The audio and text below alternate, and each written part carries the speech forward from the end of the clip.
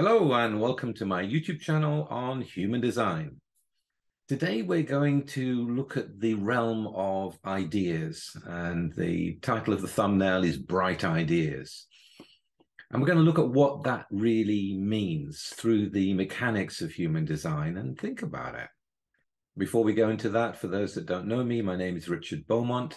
I've been doing human design for more than 25 years, and 20 of those have been in training professional analysts.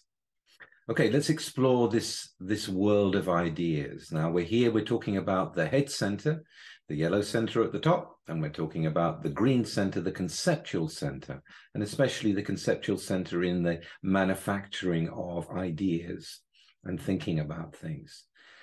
There are 6 channels involved. First thing you can notice about them is that they are all projector channels. So what does that tell us?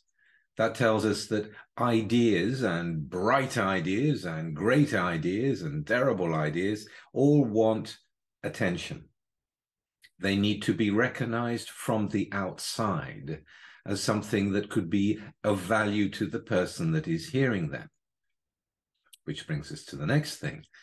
Ideas are no use to anyone unless they are heard, unless they are spoken. There is no motor in the head and the ajna. There is no motor to do anything. They are ideas.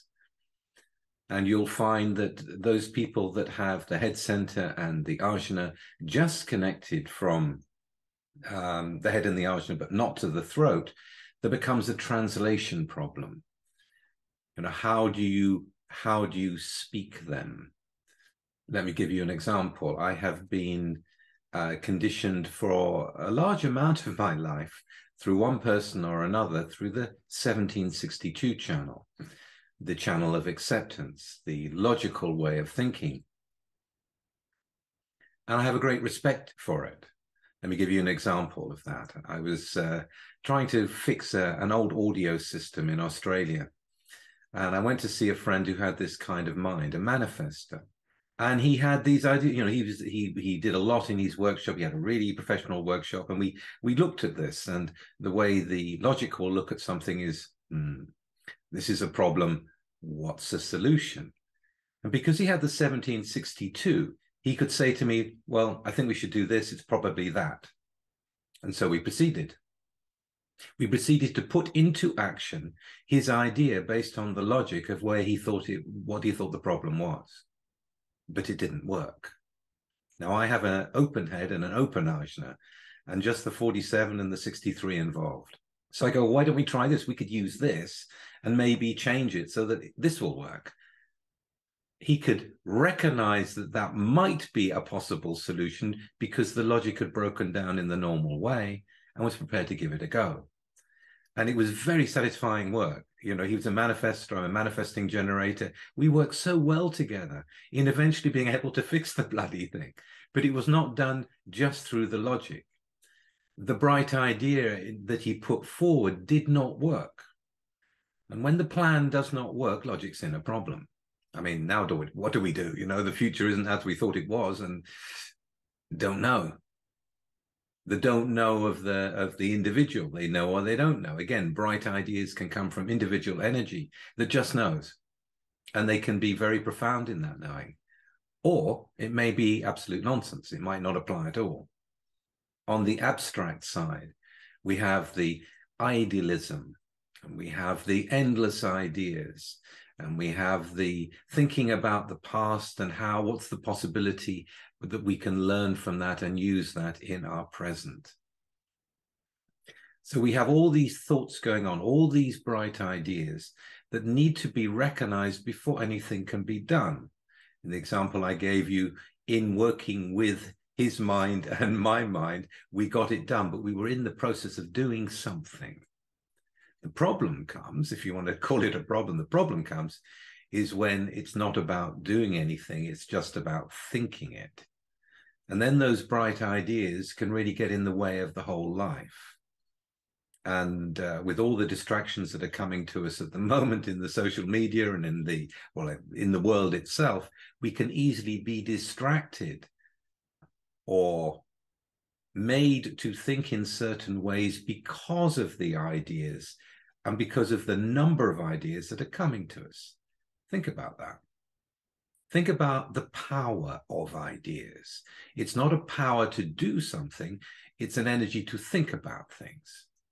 But if that energy to think about those things and those thoughts are put out to the people, then, and the people accept them and see the logic or make sense of them or just follow them, it has tremendous power. You know, ideas can change a whole world.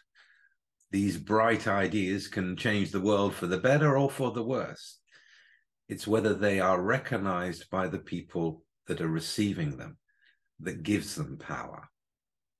Very important to understand. Anyone with a fixed ajna will be very certain of what they think is the case. It does not mean they're right. It just means that they're certain they're right. Big difference. Ideas have no validity until they are actually put into the world. A logical idea can be a fine thing, but until you run the experiment, you don't know if it's going to work. There may be facts you'd never thought about. An idealistic idea of how we could all live together in a better way, you know, wonderful idea, bright idea. Well, let's try it. And the things that you never thought about come up. And then the idealism needs to change, or it needs to be adapted in some way. Or some of the crazy ideas that can be so incredible and can be absolutely true, or not. It's only when the ideas have been given energy by those hearing them that they can change the world, that they can help the world, or that they can destroy the world. So one thing that we're becoming more and more aware of right now is the power of ideas to make us think certain ways through the media, through the social media, through all the different ideas that are being shared. There are many, many, many great ideas. But unless you can recognize the value of those ideas for your own life or whatever you're doing, they have no relevance. They have no power over you. We participate in the manufacture of reality based upon the ideas that we take into our lives and act upon. For example, in human design, we say it's correct. If you follow your strategy and authority, you will live a life with less resistance. Well, that's absolutely true, but you only know that's absolutely true if you enter into the experiment. If you just hold that as a bright idea, nothing will be done. No change will happen. So what I want to leave you with today is that ideas need recognition. If they're going to have any power, you have to believe them. You have to follow them. You have to recognize the truth in them. And if you don't, they have no relevance. Bright ideas can be wonderful things, but they have that strong limitation that they can only be brought into the world through energy meeting them. So I hope you enjoyed that. If you did, please like and subscribe and share this. And I'll be back again with something completely different very soon. Bye for now.